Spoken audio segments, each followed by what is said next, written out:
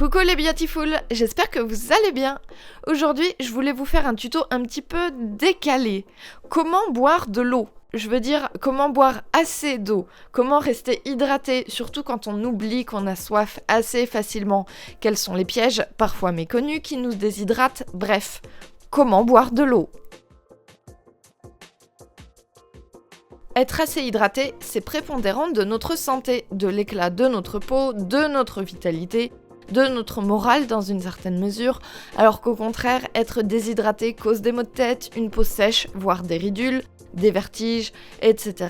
Bref, il est indispensable de rester hydraté. Pourtant, vous allez voir que derrière cette question très simple en apparence, se cache un certain nombre de pièges. En théorie, c'est très simple. L'eau hydrate. En pratique, toutes les eaux n'hydratent pas. Le thé et le café, par exemple, ainsi que toutes les infusions, déshydratent. Elles sont très souvent diurétiques, c'est-à-dire qu'elles font perdre plus d'eau qu'elles en amènent. Elles font également transpirer à cause de leur température, et le corps les traite également comme un aliment, et monopolise donc de l'eau pour la digestion.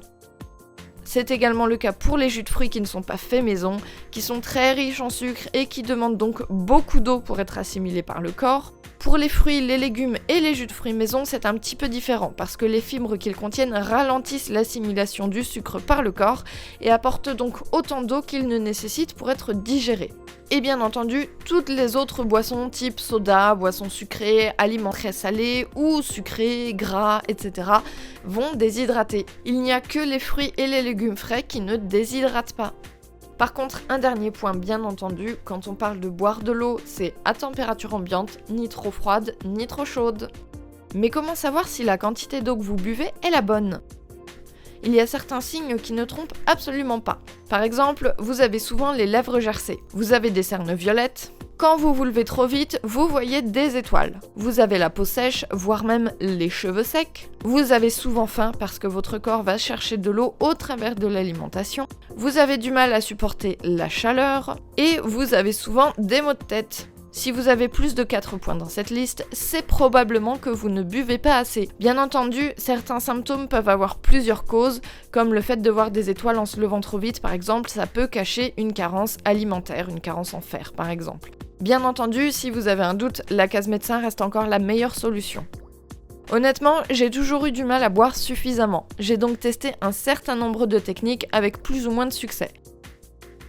Numéro 1, mettre des alarmes. Personnellement, cette technique ne marche pas du tout avec moi parce que dès que j'ai mon téléphone entre les mains, j'ai tendance à me laisser absorber par à peu près tout. Donc là, je suis en train de me perdre sur mon téléphone au lieu de boire de l'eau. Numéro 2, laisser des verres d'eau à des endroits stratégiques. Alors c'est une idée qui a assez bien marché avec moi parce que je les ai sous la main, j'ai pas trop à réfléchir et j'aime bien avoir les mains et la bouche occupées quand j'ai besoin de réfléchir. Cela dit, quand on vit à plusieurs, c'est peut-être un petit peu compliqué de mettre ça en place. En troisième, faire une cure de water only et ne boire que de l'eau en seule boisson toute la journée. C'est encore ce qui marche le mieux pour moi. La veille au soir, je prépare mon verre avec une bouteille d'eau bien en évidence à la place de mon café du matin. Et le lendemain, je ne bois que de l'eau toute la journée. Aucune autre boisson, rien que de l'eau.